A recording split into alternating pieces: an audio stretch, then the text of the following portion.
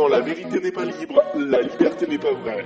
La chronique des Voix de l'Hexagone, à retrouver sur voixdelhexagone.fr. Bonjour Pierre-Henri. Bonjour Martin. Alors avec vous, on va parler cette semaine de la révision constitutionnelle. La révision constitutionnelle, c'est vrai que c'est un thème qui n'est pas beaucoup abordé dans les médias, et pourtant cette révision constitutionnelle, eh bien, elle est en pleine préparation. Oui, les grands dossiers ne manquent pas sur le bureau du président Macron, et parmi eux se trouve un projet de révision constitutionnelle dont les principales mesures ont été éventées dans la presse au début du mois. Alors, on sait l'exécutif pressé sur ce chantier comme sur tous les autres. Bien qu'il n'y ait aucun calendrier officiel, le texte devrait être soumis au Parlement dès cette année. Pour donner quelques éléments de repère, rappelons quand même que sous la Ve République, qui repose sur la Constitution du 4 octobre 1958, le texte constitutionnel a déjà été modifié à 24 reprises. La dernière fois, le 23 juillet 2008. Et cette dernière révision, initiée par Nicolas Sarkozy, constituait déjà un effort important de modernisation, puisqu'environ la moitié des articles avaient été modifiés. Réviser la Constitution n'est pas une procédure rare, mais elle est forcément symbolique. Le locataire de l'Élysée exprime sa conception du pouvoir à travers l'adaptation du système institutionnel. Et Emmanuel Macron, qui se construit au quotidien une image de réformateur, espère naturellement pouvoir aussi laisser une trace historique dans la loi fondamentale de notre République. Bon, concrètement, quelles sont les pistes envisagées ? Bon, tout d'abord, l'interdiction du cumul des mandats dans le temps pour les présidents des exécutifs territoriaux, mais aussi la diminution d'un tiers environ du nombre de députés et de sénateurs, l'encadrement du droit d'amendement pour accélérer la procédure législative, l'inscription du statut particulier de la Corse, la fin d'un privilège accordé aux ex-présidents, celui de siéger à vie au Conseil constitutionnel. Est évoquée également la suppression de la Cour de justice de la République, compétente pour juger les crimes et délits commis par les ministres dans l'exercice de leurs fonctions. Oui, mais alors ces évolutions, elles paraissent finalement aller dans le bon sens, hein, Pierre-Henri ? Pour certaines, oui, objectivement. Par exemple, en finir avec la catégorie des membres de droit au Conseil constitutionnel est une sage décision. Et François Hollande l'avait proposé sous son quinquennat, mais sans pouvoir la mettre en œuvre. D'une part, cette suppression met un terme à une pratique qui s'était, c'est vrai, justifiée à l'origine par les circonstances. Il s'agissait d'assurer un poste honorifique à René Coty, dernier président de la 4e République, qui n'avait pu aller au bout de son septennat, bien en raison de l'adoption de la Constitution de 58. Et d'autre part, cette mesure va dans le sens de la juridictionnalisation du Conseil constitutionnel, dont l'organisation et le fonctionnement se rapprochent progressivement d'une véritable Cour de justice constitutionnelle. Autre aspect positif, la suppression de la Cour de justice de la République et la conclusion logique d'un constat d'échec de cette juridiction mixte entachée du soupçon de partialité. Rappelons que la Cour de justice de la République est composée de 12 parlementaires et de 3 magistrats de la Cour de cassation. Et si elle venait à être supprimée, les membres du gouvernement relèveraient le cas échéant de la justice ordinaire. Bon, pour le reste, il est quand même plus difficile de faire la part des choses. La question du statut de la Corse fait, par exemple, tiquer les Jacobins, mais ne satisfera probablement pas les indépendantistes de l'île de Beauté. Car il semble, selon les dernières informations, que l'exécutif ait privilégié une formulation a minima des particularismes corses dans son projet. Mais bien sûr, Martin, le cœur de la réforme envisagée par Emmanuel Macron, c'est bien le Parlement. Qui sera le plus affecté ? Justement, le gouvernement promeut son projet de révision constitutionnelle par ce besoin de renforcer le Parlement, vous l'expliquiez précédemment, et de rendre des procédures plus efficaces. Ces mesures, elles, répondent-elles à ces motivations ? En premier lieu, on pourrait déjà s'interroger sur les motivations elles-mêmes. Car, enfin, on est très loin d'un Parlement bloqué à cause d'abord de l'instabilité politique. Non, le système de scrutin majoritaire permet la plupart du temps de dégager des majorités politiques stables. Et d'ailleurs, La République En Marche en bénéficie. Quant à la procédure législative telle qu'elle existe aujourd'hui, elle ne pose aucun problème majeur. Grâce au mécanisme dit du parlementarisme rationalisé, il est déjà possible pour l'exécutif d'assouplir les règles procédurales. Ces dernières années, les gouvernements ne s'en sont pas privés. On se souvient que la loi El Khomri a été adoptée avec la procédure de l'article 49 alinéa 3 de la Constitution. Et puis dernièrement, les fameuses ordonnances législatives ont servi à l'allègement du Code du travail et devraient être utilisées à nouveau pour la réforme de la SNCF. Faut-il aller plus loin et permettre au gouvernement de faire adopter des textes encore plus vite et encore plus facilement, eh bien, au-delà de l'affaiblissement de la représentation démocratique, c'est la qualité même des lois qui pourrait en souffrir. On a lu Bruno Cotresse récemment, chercheur au CNRS, qui a analysé les transformations envisagées comme la volonté du président Macron de calquer finalement cette institution centrale de notre démocratie sur le rythme et la productivité d'une entreprise. Alors, quoi que l'on pense de cette analogie, la vigilance s'impose, car la réforme engagée est tout sauf anodine. Et vous l'avez rappelé dans votre question, le gouvernement présente le projet comme contribuant à renforcer le Parlement. Et on est dans le pur marketing, car les mesures envisagées en la matière sont toutes à double tranchant. Prenons la plus contestable, celle qui pose un vrai problème à l'opposition et même à une partie des élus de la majorité, c'est la limitation du pouvoir d'amendement en fonction de la taille des groupes parlementaires. Ce serait une atteinte grave tant au principe d'édiction de la loi par la représentation nationale qu'aux droits de l'opposition eux-mêmes. À tel point qu'il pourrait même s'agir d'un leurre, c'est ce que soupçonne en tout cas Jean-Luc Mélenchon. C'est-à-dire, ce serait une annonce stratégique faite pour servir de point de négociation, puis par un renoncement calculé, pour permettre d'atteindre un consensus sur tout le reste.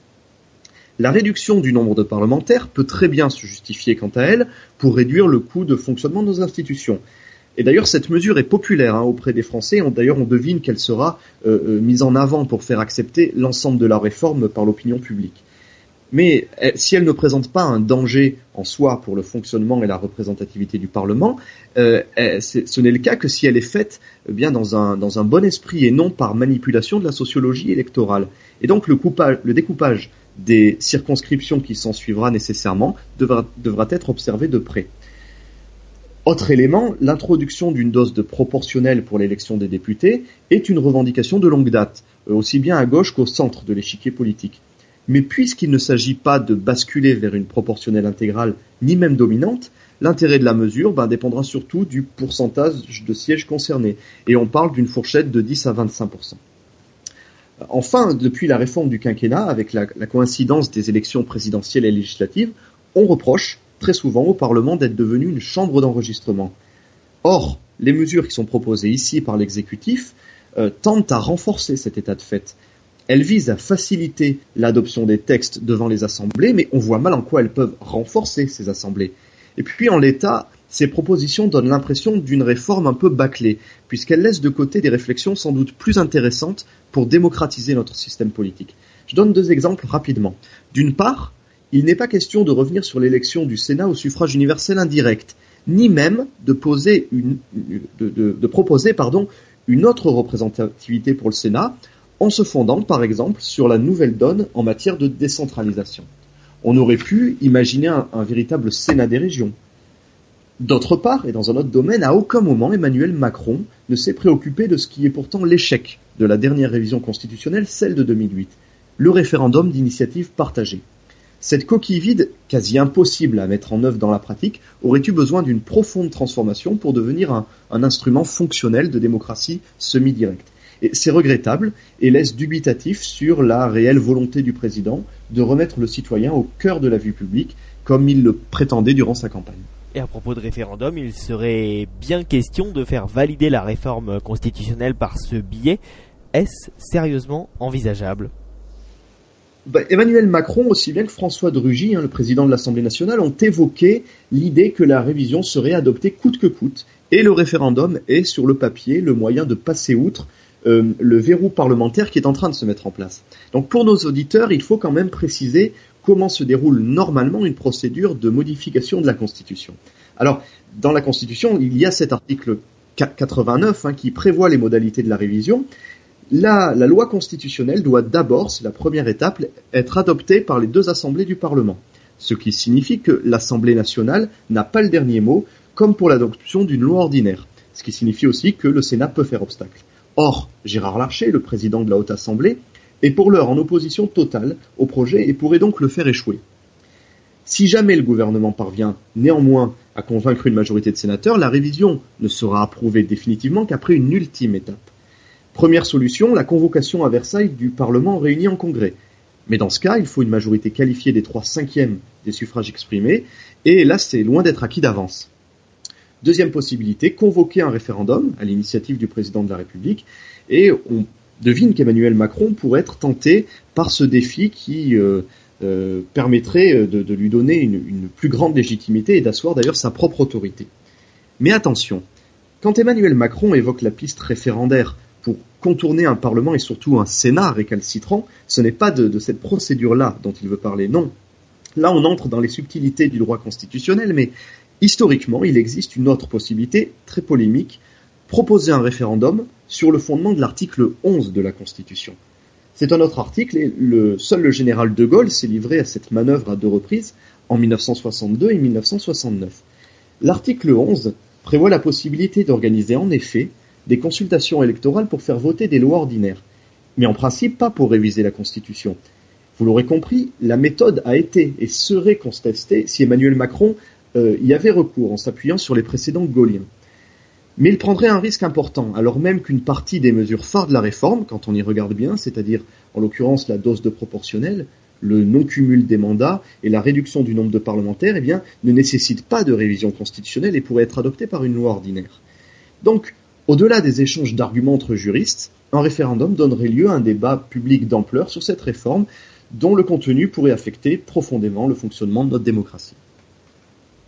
Merci beaucoup Pierre-Henri pour toutes ces précisions. Pierre-Henri Paulet, voix de l'hexagone.fr, où cette semaine vous avez également décidé d'évoquer sur votre site internet l'affaire du financement présumé de la campagne électorale de 2007 de Nicolas Sarkozy par le régime libyen, une affaire dans laquelle vous expliquez que finalement, que ce soit à gauche ou à droite, chacun devrait s'occuper de soi-même et peut-être laisser cette affaire et Nicolas Sarkozy de côté.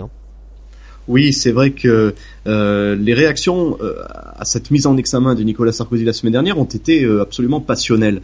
Et j'ai trouvé qu'elles étaient excessives finalement pour ce qu'est Nicolas Sarkozy, un ex-président certes, mais quelqu'un qui n'a plus d'avenir politique aujourd'hui après 2 défaites électorales majeures. Donc c'est vrai qu'il faudrait en finir avec Nicolas Sarkozy, autant à droite, et passer définitivement à autre chose, et même à gauche, parce que pour la gauche, les combats politiques sont actuels et ne sont plus situés dans le passé. Eh bien oui, puisque finalement il faut peut-être laisser après l'élection présidentielle de 2017 le vieux monde politique et les vieilles pratiques politiques, bien que je pense qu'elles ne soient pas terminées, derrière nous. Tout à fait, bien sûr. Merci beaucoup Pierre-Henri pour toutes ces précisions autour de cette révision constitutionnelle, et on redonne le site internet voixdelhexagone.fr. À très vite. À bientôt.